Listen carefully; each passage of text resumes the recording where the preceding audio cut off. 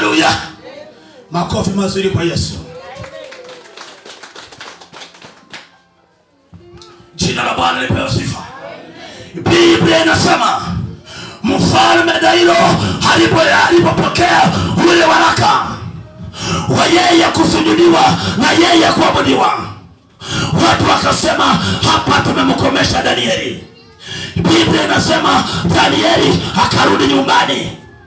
Anarudi nyumbani, anazidi kutafakari ile sheria ya Wamedi na Wajemi isiyoweza kubadilika. Je, itakuwaje? Mimi ni mwana maombi. Itakuwaje?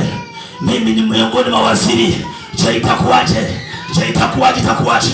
Biblia inasema Danieli alipofika nyumbani akayafungua madirisha kuelekea Yerusalemu. Watu wakasali, Danieli akaomba, Danieli akasujudu.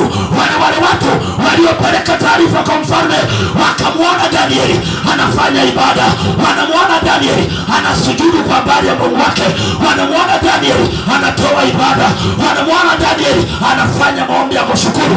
Wale mawaziri wasiopenda ibada wakamuona Danieli. Biblia inasema walipomuona hawakunyamaza. Sema hawakunyamaza. Sema hawakunyamaza. Sasa usema letu kuketisha kwenye lango la baraka ili uwe baraka. Bwana sifiwe. Biblia inasema Danieli kama waziri ni miongoni mwa mawaziri. Maandiko yanaendelea kusema walipomwona wakamfuata Mfalme Dario. Salamu ni ile ile, mfalme uishi milele. Mfalme uishi milele. Mfalme akasema niishi milele. Je, wakamuuliza, je, hukutia marufuku yale maandiko? Hukutia marufuku yale maandiko kwamba mtu yote asiombe dua kwa Mungu yoyote isipokuwa wewe kwako mfalme? Mfalme akaitika akasema ndio, yale maandiko nimetia muhuri. Mtu yoyote asiabudu, mtu yoyote asisujudu isipokuwa kwangu mimi mfalme ndani ya muda wa siku 30. Unamwabudu mtu, unaonaje? Hapo pazuri au adhara pabaya? Pazuri pabaya? Pazuri pabaya? Makofi kwa Yesu. Tunakuja. Jina la Bwana libarikiwe. Biblia inasema mfalme akaitika. Wakamwambia sasa yuko mtu aliyetoka uhamishoni Babeli. Hakujali wa mfalme wala ile marufuku. Yeye huomba dua kutwa mara 3. Anasujudu na kuomba. Biblia inasema mfalme akajifanya amekasirika. Moyoni anasema akatafuta sana namna ya kumponya Danieli. Sema amen. Sema amen. Makofi kwa Yesu kwanza hapo kwa jina sifa. Unaniambia mtumishi unayejuaje? Ameandikwa, soma Biblia utaelewa. Makofi. Bwana Yesu apewe sifa.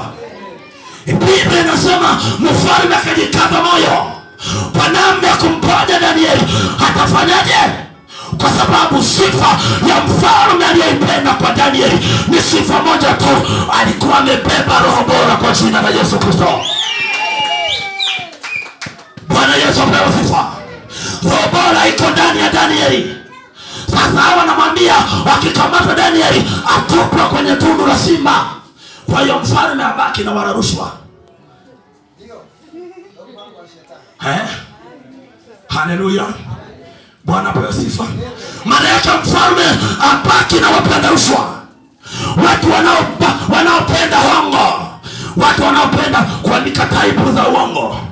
Wanapita hapa TRA wanaandika taipu za uongo. Kwamba duka fulani tumechukua shilingi 200. Kumbe amechukua 1800 wamekata wameka mfukoni. Roho bora haipo. Bwana Yesu apewe sifa. Biblia inasema mfalme Dario akajikaza moyo. Wakamwambia mfalme, uchueni sheria ya Wamedi na Wajemi haiwezi kubadilika. Maana yake sheria ukifanya mchezo Dario na wewe unaondoka kwenye kiti cha ufalme. Ndio Biblia inasema mfalme akasema kamtupeni katika tundu la simba ndani ya dakika chache katupe. Danieli akakamatwa. alipokamatwa akapelekwa, lakini Danieli anapopelekwa kwenye tundu la simba, nyuma yake anasindikizwa na maneno ya mfalme. Mfalme anamwambia Danieli, Mungu wako unayemtumikia daima, yeye ataweza kukuponya. Come on, sio bwana, makofi. Bwana Yesu apewe sifa. Danieli anasindikizwa na maneno ya ushindi ya mfalme, kwamba nimeona Danieli. Kwa tafsiri nyingine, mfalme aliona Danieli ni mwaminifu, Danieli hapendi rushwa, Danieli anasema ukweli, Danieli sio mchonganishi, hachonganishi watu. Kwenye lango la baraka uliokuwa nalo, kwa nini unawachonganisha watu? Kwa nini utendi mema, utendi vizuri, Bwana akapata kibali kwako wewe? Umeketi kwenye lango la uandishi, umekaa kwenye lango la biashara, kwa nini usiwe? Come on. Bwana Yesu apewe sifa. Biblia inasema mfalme Dario akamwambia Danieli, Mungu wako unayemtumikia daima, yeye atakuponya. Danieli akakamatwa akarushwa kwenye tundu la simba. Alipotupa kwenye tundu la simba, wakafunika mawe, wakaenda sasa wanaimba. Sijui waliimba nyimbo gani, najua wao kwamba rushwa sasa iendelee, wizi uendelee, kutapeli watu kuendelee. Bwana apewe sifa. Biblia inasema hii habari naipenda. Biblia inasema mfalme Dario akarudi nyumbani.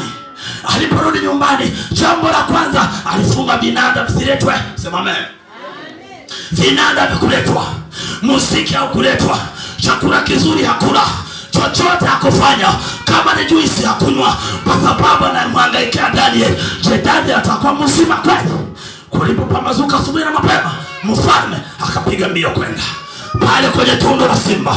Alipofika pale, jambo la kwanza aliita. Sema aliita. Sema aliita. Sema aliita. Alipoita akaita Danieli, Danieli, mtumishi wa Mungu aliye juu. Come on. Je, Mungu wako na mtumikia daima aweza kukuponya na simba hawa? Mfalme anasikilizia. Sema anasikilizia. Sema asio anasikilizia. Sema anasikilizia. Sema anasikilizia. Bwana Yesu apewe sifa. Mfalme anasikilizia. Sauti inayotoka inatoka sauti ya namna gani? Je, ni sauti ya simba au ni sauti ya Danieli? Anasikilizia. Ghafla anasikia mfalme uishi milele. Mungu wangu naye mtumikia daima. Come on. Amemtuma malaika wake, amewafunga makala ya simba, kwa kuwa sikuonekana mwenye kosa mbele zako wala mbele zake. Mfalme akuamini. Je, hiki ninachosikia ni kweli au ni uongo? Bwana Yesu asifiwe. Bwana Yesu apewe sifa. Naamini mfalme wakati anauliza hakuwa karibu na simba. Naamini alikuwa kama maili kadhaa. Akaita Danieli, mtumishi wa Mungu aliye juu, Mungu wako naye mtumikia aweze kukuponya na simba hawa. Anasikilizia. Aliposikia sauti namwambia, Mungu wangu naye mtumikia daima, amewatuma malaika wake, ameyafunga makala simba. Biblia inasema yule mfalme akalisogelea tundu vizuri. Makofi kwa Yesu tena hapo. Bwana Yesu apewe sifa. Jina la Bwana libarikiwe. Mfalme aliposikia habari kwamba Danieli yupo hai, maandiko yanasema Danieli mfalme alifurahi sana. Sema alifurahi sana. Alifurahi sana. Alifurahi sana. Makofi mazuri kwa Yesu hapo. Bwana Yesu apewe sifa. Come on. Biblia inasema wakaamuru wale watu waliomkamata Danieli, nendeni mkamtoe Danieli kwenye tundu la simba. Nenda kamtoe Danieli kwenye lile tundu. Nami natangaza mchana wa leo, wale waliokutupa, sema wale waliokutupa ndio watakaye kuchukua kwa jina la Yesu Kristo. Bwana Yesu apewe sifa. Maadamu wewe ni mtumishi wa Bwana aliye juu, unamtumikia Bwana aliye juu, wewe keti kwenye lango la baraka, wewe baraka kwa jina la Yesu. Bwana Yesu apewe sifa. Maandiko yanaendelea kusema